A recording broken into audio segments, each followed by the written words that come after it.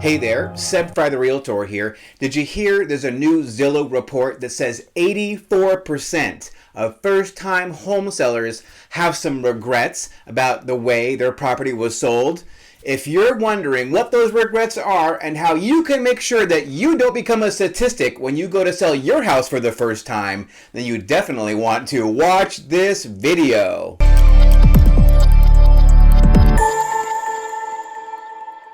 All right, well, before I get started with all that, I just want to say thank you so much for clicking on the link to watch this video. I really do appreciate it. But would you do me one big favor? Would you mash that subscribe button right there and subscribe to my YouTube channel and click that little bell to make sure that you get a notification every time I put up a brand new fun fact-filled video, kind of like this one. All right, so I just saw this article today. It was on CNBC, and CNBC was reporting on this Zillow survey that came out at the beginning of the month. And it turns out that according to Zillow, which, you know, Zillow, take it with a grain of salt, right? But okay, let's just, let's go with it here. Zillow says that 84% of first-time home sellers within the past 2 years, so this is within the past 2 years, have regrets about the way their property was sold. Well, the number one regret of first-time home sellers in this Zillow survey is they felt they didn't have a winning pricing strategy. Actually, 39% of respondents said that. They didn't say what actually a winning pricing strategy would have looked like. So I'm going to guess that what they mean by that is they felt that using the pricing strategy, they didn't get as much money as they could have or should have if they'd had a better strategy, or maybe it took too long to sell, or maybe it sold too fast, something like that. And I think that the reason why a lot of these first-time home sellers felt like they didn't have a really good pricing strategy was probably because either A, there really was no pricing strategy, or B, that strategy wasn't actually clearly articulated to them by their realtor. I'm guessing that actually it's more like A, that there really wasn't a clear pricing strategy from the get-go. And that is, in fact, one way of not having a winning pricing strategy. They just don't have any kind of strategy at all. All right, well, the second big regret that first-time home sellers had in this Zillow survey was that they ignored curb appeal. And again, they don't actually spell that out in the Zillow survey, but they did say that 39% of respondents felt that way, that they maybe could have had a better experience selling their property if they had had better listing photos, or 25% actually said if they'd had a virtual tour. Not sure what the virtual tour has to do with curb appeal, but I think maybe these days curb appeal isn't necessarily like what you see from the car, but it's really more like what you see from your screen before you get in your car and drive over there. So I think maybe that's a more modern, updated way of talking about curb appeal. But yes, curb appeal is hugely, hugely important. You really have to have good curb appeal. I tell that to my clients all the time. It's one of the first things that anybody will ever know about your property. The first thing they will know is the location. The second thing they will know is the price. And the third thing they will know is what it looks like. And so you really want to make sure that all three of those things work really well to get the buyer excited enough to come and want to see the property in person. And if you don't do that right, you are going to get a lot less people interested in your property.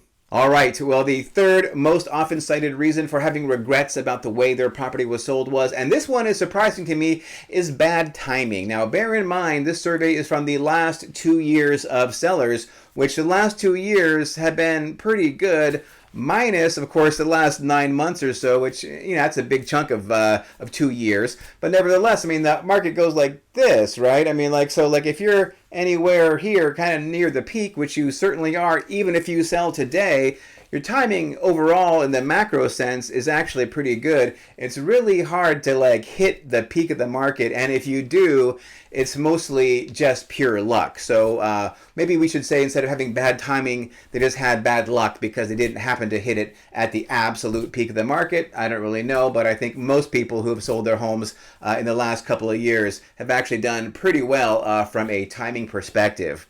All right, well, the fourth most often cited regret for first-time home sellers was that they ignored repairs prior to putting their home on the market. They felt they could have gotten more money for their properties had they done repairs before putting their homes up for sale. Yeah, you think? That is not really very surprising at all because it's a simple law of supply and demand. Homes which are in good repair are in higher demand than homes which need a lot of work. It's not the 1970s anymore. Like, people don't have a lot of time. People also don't have a lot of skills. A lot of times they don't have the tools they need to actually put their homes together, and outsourcing that work to somebody else can be very expensive. It's a hassle. It's a risk. They don't know how long it's going to take, what it's going to cost them, and so they would rather buy a house that is just move-in ready, and it will save them a lot of hassle and risk, and people are willing to pay a premium for it above the cost of those repairs because it removes the hassle and the risk. Now, I'm not saying you have to make your house like new before you put it on the market, but guess what? That is what buyers want. Buyers want new homes. They love new construction, but they can't usually get new construction in their budget or in the neighborhood that they want to buy in. So the closer you can get your home to that new ideal home, you're definitely going to see a much healthier sale price when you go to sell your property. So now we've covered those 4 things that caused 84% of first-time home sellers to say they have regrets about the way their property was sold. And I think it really comes down to one very simple problem.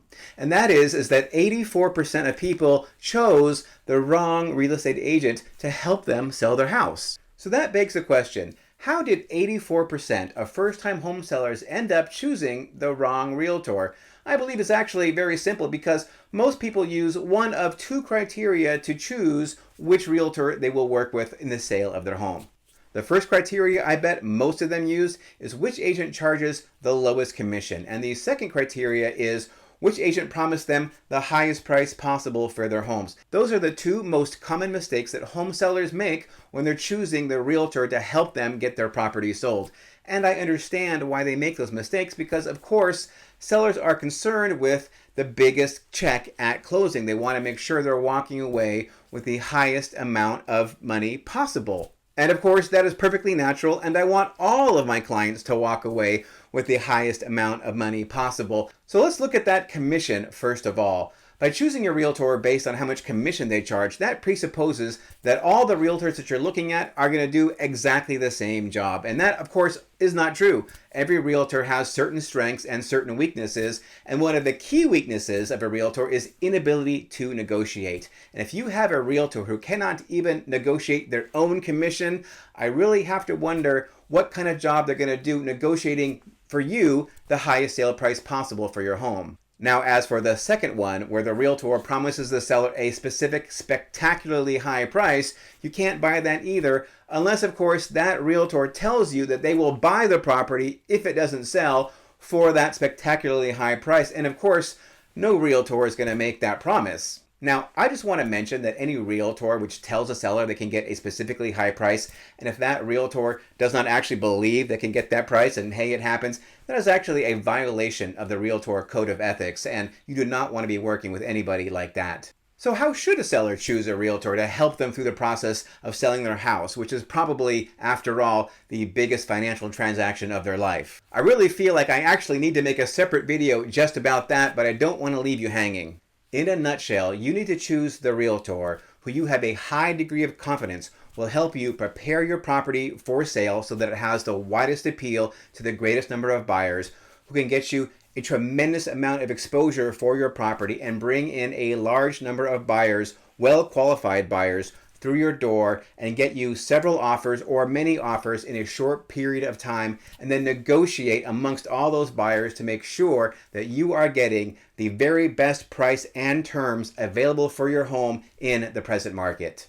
That is the kind of realtor that you should choose to work with in the sale of your house. And if you're looking for somebody like that, guess what? You're looking right at him. I would love to have the opportunity to speak with you about how I can make sure that you don't end up on that list of 84% of first-time home sellers who have regrets about the way their property was sold. You can reach me anytime. My phone number is here at the bottom of the screen, or of course, Google me. I'm all over social media. All right, that's all I have for this video. I do hope you have enjoyed watching it. And if you have, I'm guessing you might also enjoy some of these videos over here. These are some of the most popular videos here on my YouTube channel, so please do take a look at those. And don't forget to like and subscribe. I would really appreciate it if you would. All right, thank you so very much for watching. I truly do appreciate it. And please, stay tuned.